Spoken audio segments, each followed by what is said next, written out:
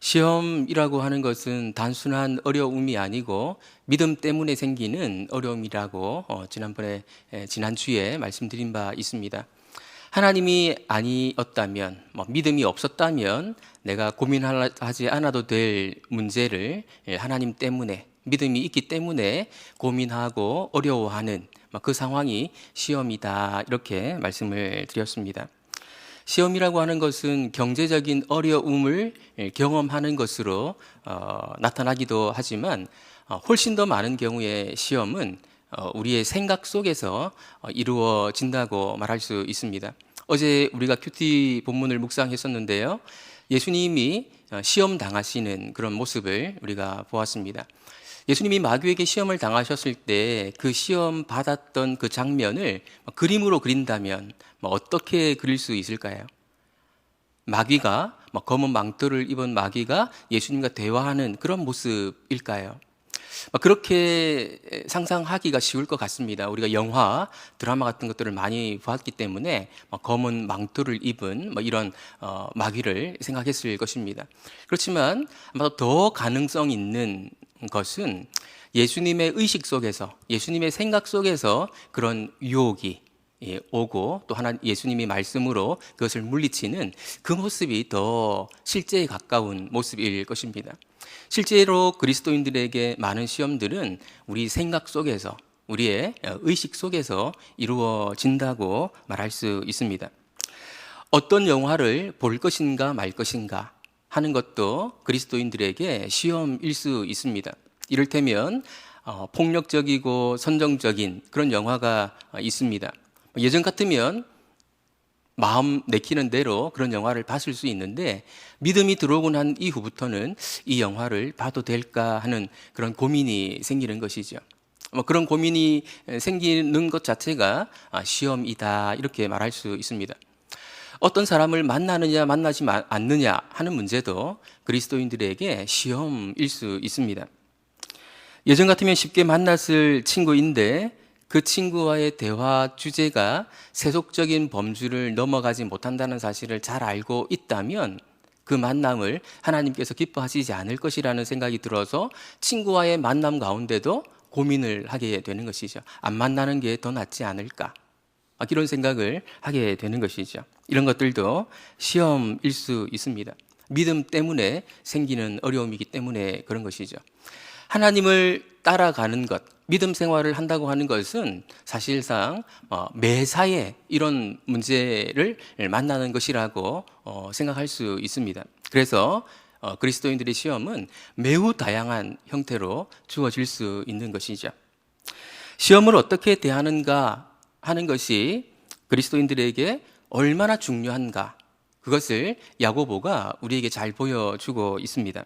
오늘 야고보가 우리에게 말하고자 하는 첫 번째 요지는 시험을 대하는 태도가 어떠한가에 따라서 두 가지 상반되는 결과를 낳을 수 있는데 한 가지는 생명이고 다른 한 가지는 사망이다라는 것입니다. 시험을 대하는 태도가 바르면 생명을 얻는데 시험을 대하는 태도가 잘못되어 있으면 죽음에 이를 수 있다라고 경고합니다. 12절에서 15절 말씀, 우리 조금 길지만 이게 한 단락이기 때문에 우리 다시 한번 같이 읽어보겠습니다. 시험을 참는 자는 복이 있나니 이는 시련을 견디어낸 자가 주께서 자기를 사랑하는 자들에게 사람이 시험을 받을 때에 내가 하나님께 시험을 받는다 하지 말지니 악에게 시험을 받지도 아니하시고 친히 아무도 시험하지 아니하시느니라. 오직 각 사람이 시험을 받는 것은 자기 욕심에 끌려 미혹됨이니 욕심이 잉태한즉 죄를 낳고 죄가 장성한즉 사망을 낳느니라. 시험을 대하는 두 가지 태도가 대비되고 있습니다. 하나는 참는 것입니다. 그리고 그 결과는 생명의 면류관을 얻는다고 야고보는 말하고 있습니다. 생명의 면류관이라는 말은 생명이라는 면류관 이런 뜻이고요. 이 말은 생명과 동의어다 이렇게 보시면 됩니다. 그러니까 시험에 대해서 참는 반응을, 바른 반응을 나타내는 사람은 생명을 얻게 된다라는 것이죠. 시험을 참는 행위를 야고보는 예수님을 사랑하는 것으로 표현하고 있습니다. 즉, 시험을 참는 것을 통해서 그리스도인은 예수님께 대한 사랑을 드러내는 것이라고 말하는 것이죠. 만나면 세상을 사랑하게 만들 것 같은 친구를 참고 안 만나는 것은 예수님을 더 사랑한다는 사실을 입증하는 것입니다.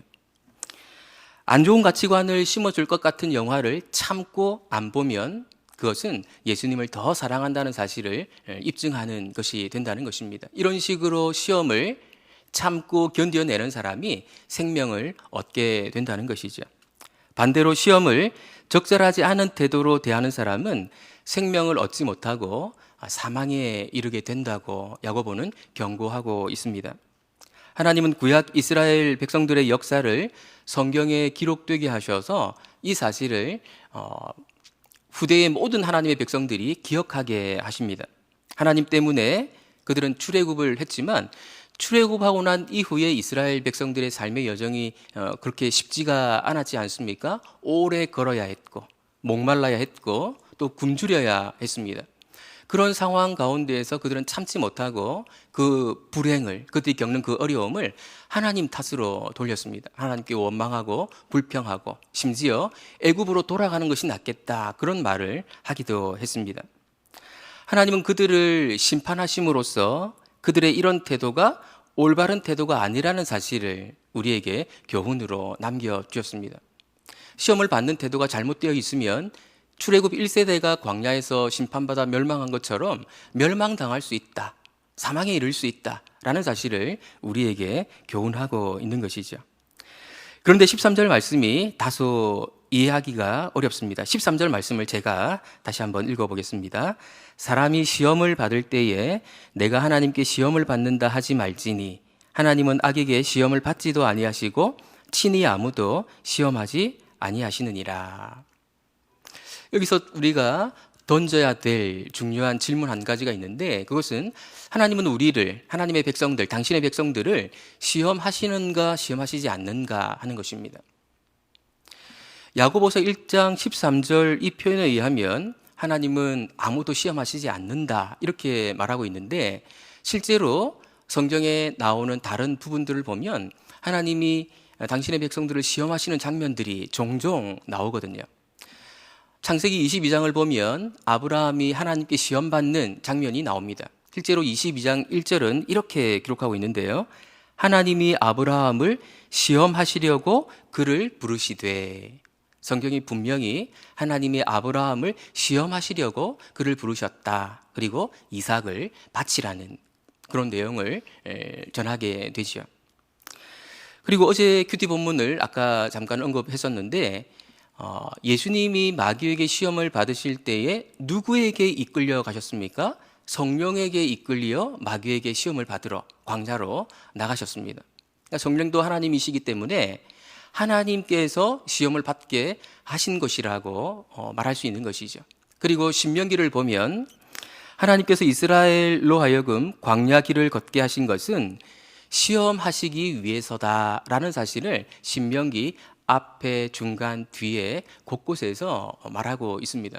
이런 몇 가지 사실들을 볼 때 하나님이 시험하시지 않는 분이다, 이렇게 말하기가 곤란합니다. 하나님은 당신의 백성들의 믿음이 진짜인지 가짜인지 확인하기 위해서 시험하신다라고 말하는 것이 옳을 것입니다. 그렇다면 야고보가 말한 하나님은 결코 친히 아무도 시험하지 아니하신다라는 이 사실과 어떻게 조화를 이룰 수 있을까요? 먼저 결론을 좀 말씀을 드리면, 하나님은 당신의 백성들을 시험하시지만, 그 믿음이 진짜인지 여부를 확인하기 위해서 시험하시지만, 그 시험이 실패가 되도록, 그 시험에 빠져서 실패하도록 이끌고 가지는 않으신다, 이렇게 이해를 할 수 있을 것 같습니다. 실제로 야고보서에서 시험이라고 하는 단어는 두 가지 의미를 동시에 지니고 있습니다. 영어를 좀 쓰면요, 시험이라고 하는 단어는 테스트라는 의미로 번역하기도 하고 temptation, 그러니까 유혹으로 번역되기도 합니다. 그러니까 하나님은 당신의 백성들을 테스트는 하시는데 temptation, 유혹하시지는 않는다라는 것이죠. 하나님은 당신의 백성들을 테스트하시려는데 사람이 그것을 템프테이션으로, 유혹으로 받아들이게 되는 것은 자기 욕심 때문이다. 야고보는 그렇게 가르쳐주고 있습니다. 14절을 보면 오직 각 사람이 시험을 받는 것은 자기 욕심에 끌려 미혹됨이니. 안 보는 것이 내 경건 생활에 더 나은 옛 친구를 굳이 만나려고 하는 것은 그 친구에게서 뭔가를 얻고 싶은, 어쩌면 과거의 쾌락을 한번 다시금 누려보고 싶은 그런 욕심이 내 속에 작동했기 때문일지 모르겠습니다.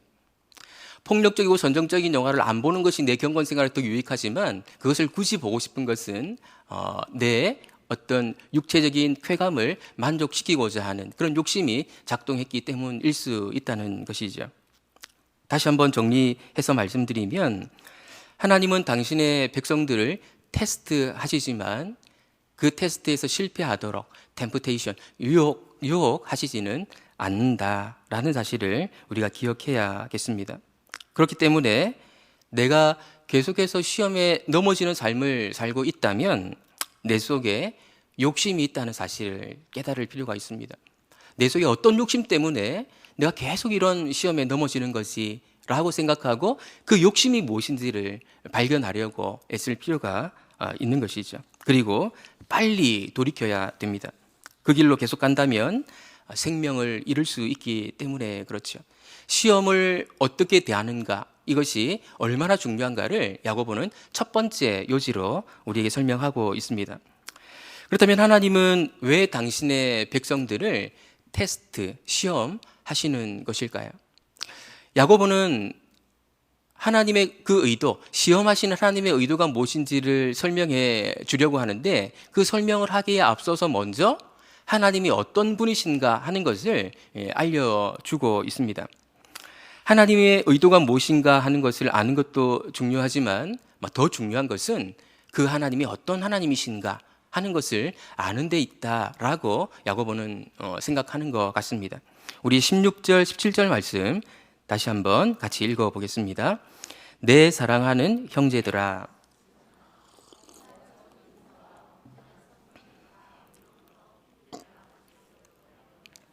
그는 변함도 없으시고 회전하는 그림자도 없으시니라.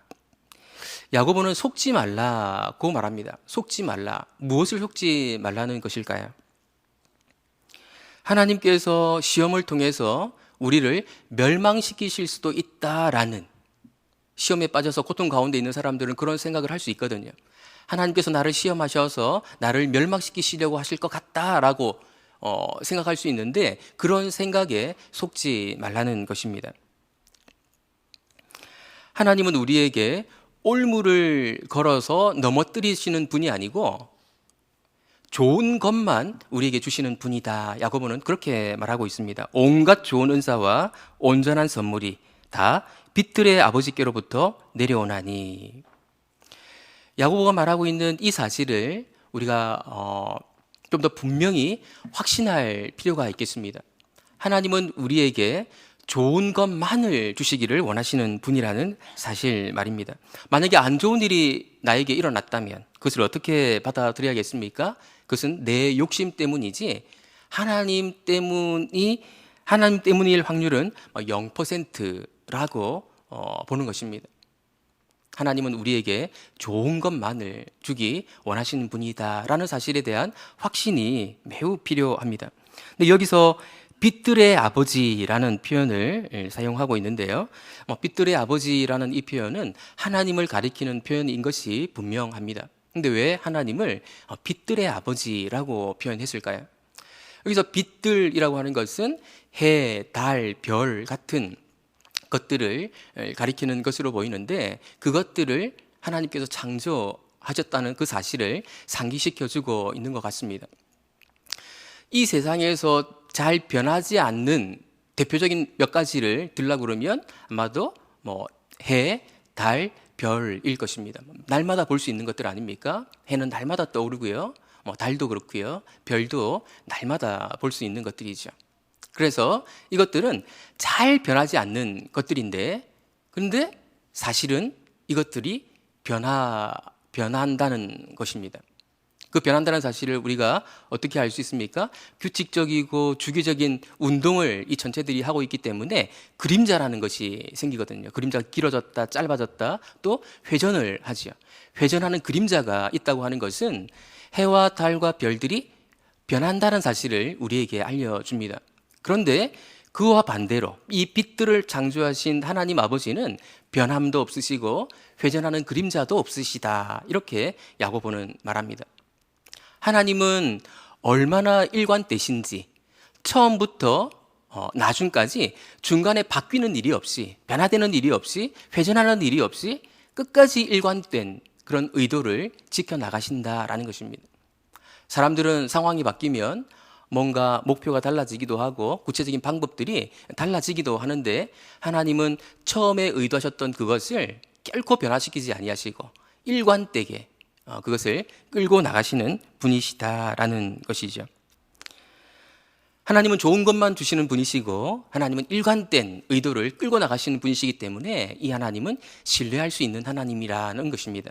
그 하나님의 의도, 일관된 의도가 무엇이겠습니까? 18절 말씀 우리 같이 한번 읽어보겠습니다. 그가 그 피조물 중에 우리로 한 천 열매가 되게 하시려고 자기의 뜻을 따라 진리의 말씀으로 우리를 낳으셨느니라. 하나님의 의도가 무엇인가 하면 우리로 하여금 피조물 중에 첫 열매가 되게 하시는 것이다, 이렇게 말하고 있습니다. 첫 열매라고 하는 것은 신약 성경에서 그리스도인들을 가리키는 관용적인 표현입니다. 첫 열매는 바로 그냥 그리스도인이다, 이렇게 이해를 하시면 됩니다. 하나님은 예수 그리스도를 통해서 창조세계 전체를 새롭게 하기를 원하십니다. 그런데 가장 먼저 새롭게 만드신 대상이 사람인데요. 그것이 바로 그리스도인이라는 것입니다. 이후에 피조물들은 그 시간을 두고 나중에 새롭게 되는 일들이 일어나게 될 것입니다. 이 모든 피조물 가운데 가장 먼저 새롭게 창조된, 새롭게 구속된 존재가 바로 사람인데, 그 대상이 바로 그리스도인이라는 것이죠. 그래서 첫 열매라고 하는 표현도 그렇고 또 우리를 낳으셨느니라라는 표현도 그렇고, 이 두 가지는 새 창조를 가리키는 표현입니다. 우리를 새 창조하시는 것이 하나님의 의도라는 것입니다. 새 창조라는 표현이 어떻게 보면 좀 낯설지도 모르겠는데요. 우리 담임 목사님도 설교 도중에 새 창조라는 표현을 자주 쓰시더라고요. 그래서 어쩌면 낯설지 않고 귀에 익숙한 표현이라고 생각됩니다. 새 창조라고 하는 것은 구속, 구원이라는 단어와 동의어입니다. 그런데 강조점이 좀 다른데요. 새 창조라고 하는 것은 우리에게 일어나는 변화를 강조하는, 그것을 부각시키는 표현입니다. 구속이라고 하는 것은 건져내다, 어쩌면 우리에게 있는 모습보다는 다른 상태로 건져내는 어떤 것을 더 강조하는 표현이라면, 새 창조라고 하는 것은 이전의 우리의 모습과 예수 그리스도를 통해서 새롭게 창조되고 난 이후의 모습이 완전히 다른 사람 같은, 그렇게 많이 달라진 그런 측면들을 강조하는 그런 구속 용어가 바로 이 새 창조라는 표현입니다. 시험을 주시는 하나님의 의도가 무엇이라고요? 시험이라고 하는 것이 우리를 때로 힘들게 만들 수 있고, 때때로 죽을 것 같이 힘든 그런 상황을 초래할 수도 있지만, 하나님은 우리를 그 고통 가운데서 망하게 하시려는 것이 아니라 고통을 도구로 사용하셔서 우리를 새 창조하시려는 것입니다. 하나님의 의도, 시험을 주시는 하나님의 의도는 우리를 이전의 우리와 완전히 다른 존재, 예수 그리스도를 쏙 빼닮은 존재, 하나님의 그 거룩하심을 닮은 존재로 만드시기 위해서 이런 시험들을 주시는 것이다. 야고보는 그 사실을 우리에게 알려주고 있습니다. 여기서 우리는 지난주에 묵상했던 말씀을 좀 복습해 볼 필요가 있을 것 같은데요. 바로 앞단락 1장 1절부터 11절에서 하나님이 시험을 주시는 의도가 무엇인지를 야고보는 조금 다르게 표현했었습니다. 1장 5절에서 그 표현이 나왔었는데요. 5절이 아니고 4절입니다. 인내를 온전히 이루라. 이는 너희로 온전하고 구비하여 조금도 부족함이 없게 하려 함이라. 간단하게 요약해서 온전함이라고 제가 지난주에 말씀드린 바 있습니다. 하나님께서 당신의 백성들을 시험하시는 의도는 온전하게 만드시기 위해서다. 그런데 오늘 단락에서는 그것을 좀 다르게 표현해서 새 창조하시기 위해서, 첫 열매가 되도록 하시기 위해서다. 이렇게 표현하고 있습니다. 우리를 온전하게 만드신다는 것과 우리를 새롭게 창조하신다, 새 창조하신다는 표현은 사실상 같은 의미입니다. 우리를 완전히 다른 존재인 것처럼 새롭게 창조하시는 것은 우리를 하나님을 쏙 빼닮은 온전한 자로 만드시는 것과 동의어인 것이죠. 하나님께서 이렇게 하시는 이유가 무엇이겠습니까? 우리가 다 이해하지 못해도 하나님이 정말로 우리를 사랑하시기 때문에 그런 것이겠죠.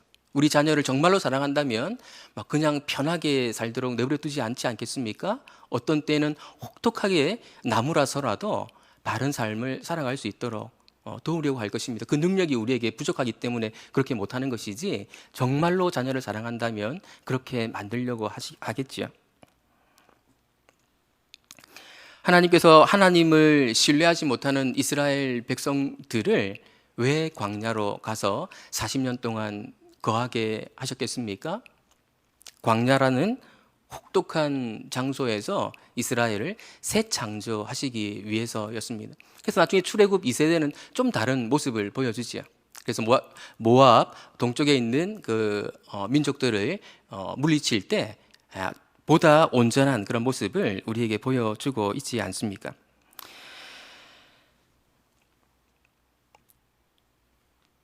야고보는 이런 하나님의 의도, 우리를 온전하게 만드시고 우리를 새롭게 창조하시는 이런 하나님의 의도가 어떻게 하면 이루어질 수 있는지를 이제 남은 부분에서 설명하고 있습니다.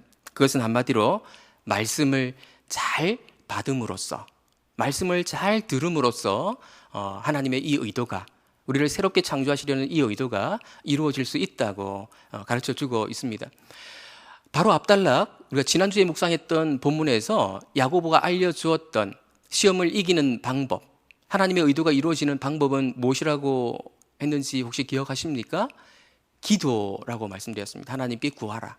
후히 주시고 꾸짖지 아니하시는 하나님께 구하라. 무엇을? 지혜를. 그래서 간단하게 말하면 그것은 기도라고 말씀드렸거든요. 오늘 하나님의 의도를 이루는 그 길은 말씀이라고 알려줍니다. 그러니까 시험을 이기는 길, 하나님의 의도가 이루어져서 우리가 새롭게 되고 온전하게 되는 그 길은 기도와 말씀, 우리가 너무나도 잘 알고 있는, 너무나도 익숙하게 들어서 알고 있는, 그렇지만 어떤 의미에서 또 최선으로 활용하고 있지 못하는 그런 두 가지일지 모르겠습니다. 19절, 20절 말씀 우리 다시 한번 같이 읽어보겠습니다. 내 사랑하는 형제들아,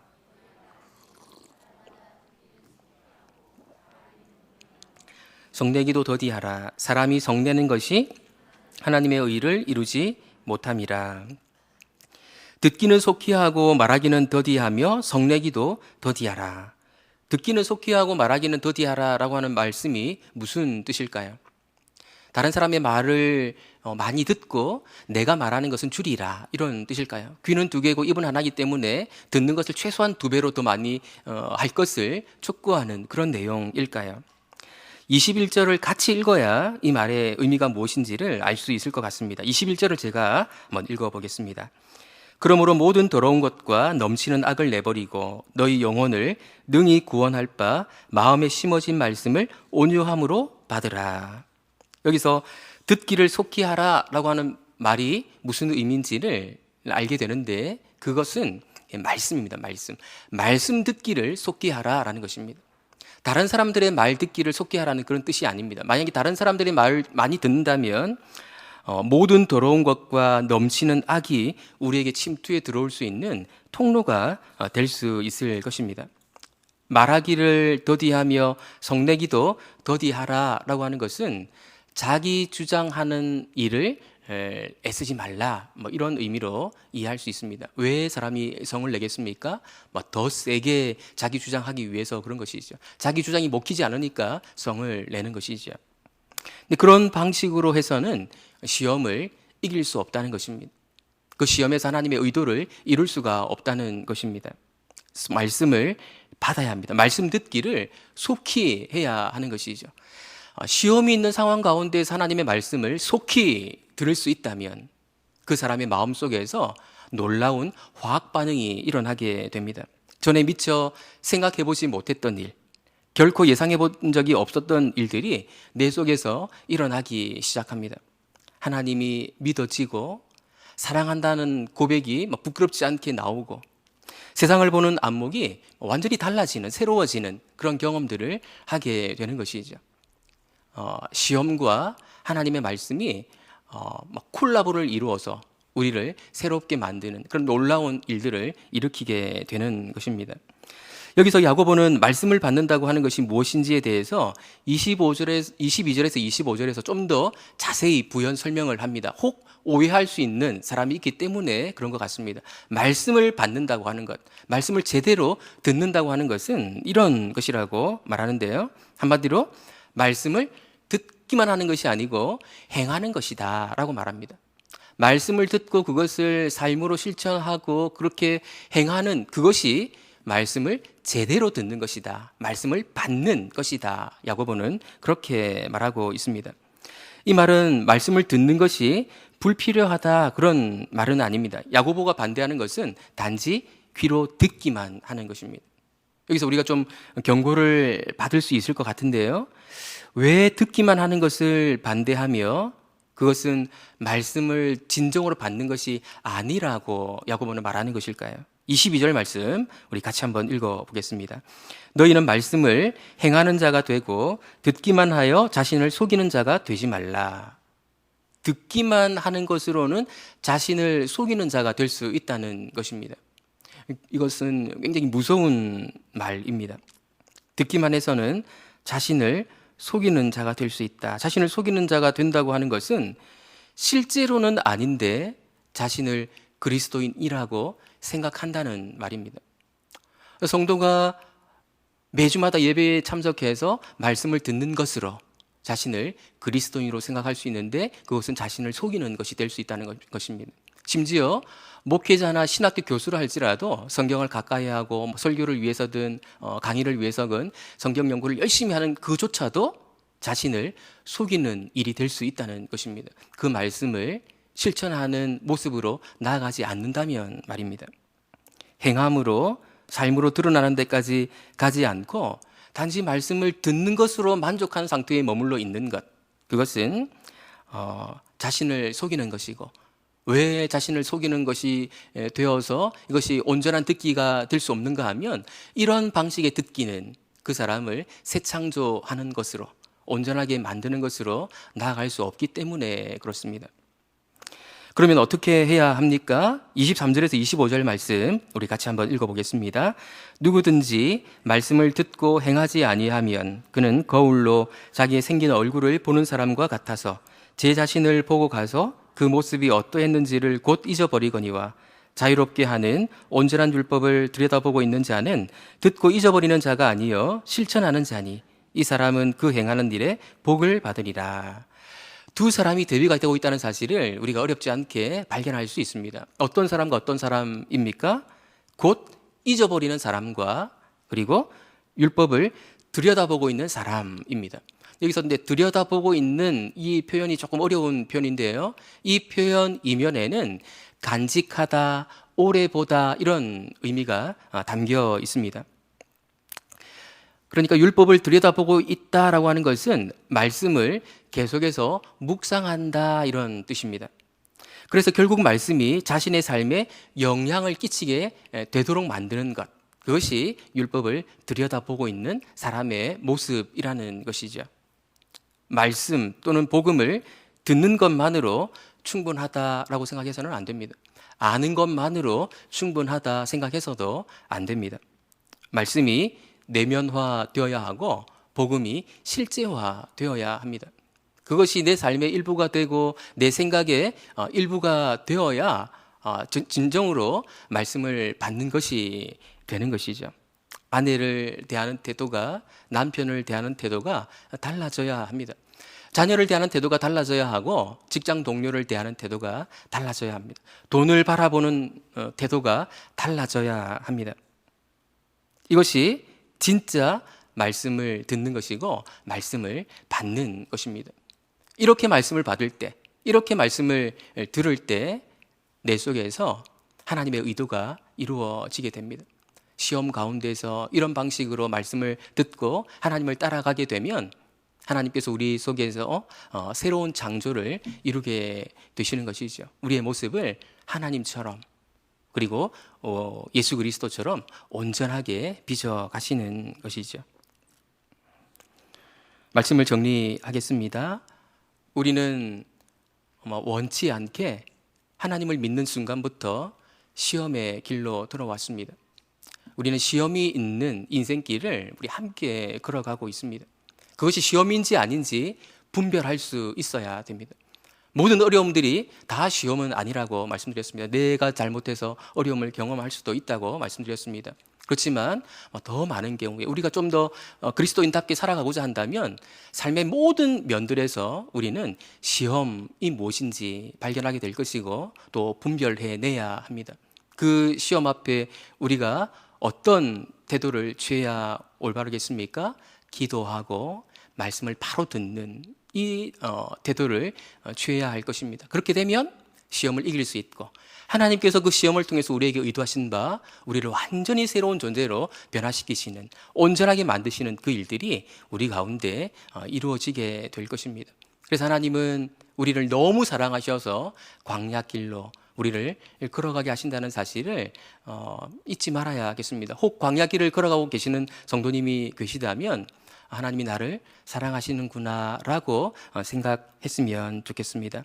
아까 우리 찬양 시간에 맨 처음에 불렀던 그 찬양이 어쩌면 오늘 우리 설교의 내용을 요약적으로 잘 보여주는 그런 내용이 아닌가 생각되는데요. 그래서 특별히 제가 찬양 인도자에게 좀 요청을 했습니다. 우리 그 광야를 지나며 우리 찬양 가사를 잘 생각하시면서 찬양 드리고 우리 함께 합심해서 기도하겠습니다.